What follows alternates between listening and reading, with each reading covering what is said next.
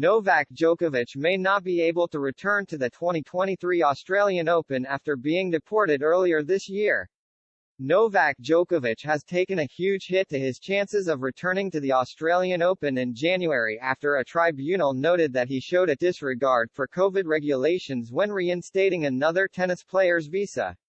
The world number 7 had his visa cancelled twice and was ultimately deported on the eve of the tournament in January, and could now be stopped from obtaining a new visa for the country for up to 3 years.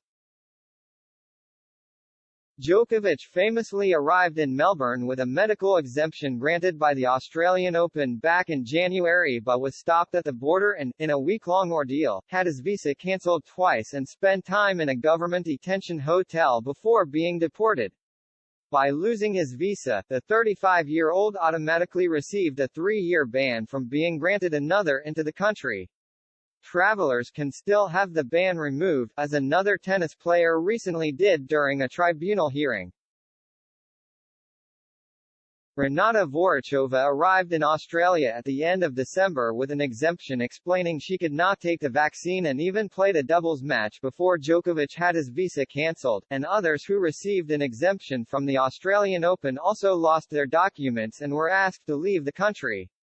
The Czech player was one of the exempt individuals to willingly leave the country after losing her visa and has now had it reinstated to allow her to return to the Aussie Open in January, but while making the decision, the tribunal's vice president and head of the Migration and Refugee Division slammed Djokovic and admitted the world number 7 would pay for his attitudes to the vaccine and isolation. I also note, for completeness, that Ms. Vorochova's case can be distinguished from the Djokovic case, because her visa was not cancelled on the grounds of good order, nor do the circumstances of her case lend themselves to such a conclusion, Jan Redfern wrote when summing up the hearing. According to The Age, taking aim at the 9-time Aussie Open champion, she added, as already noted, Ms. Vorochova is not opposed to vaccination and, unlike the Djokovic case where the minister apparently found there was evidence Mr. Djokovic had shown a disregard for the self-isolation protocols, there is no such evidence before me to this effect in this case.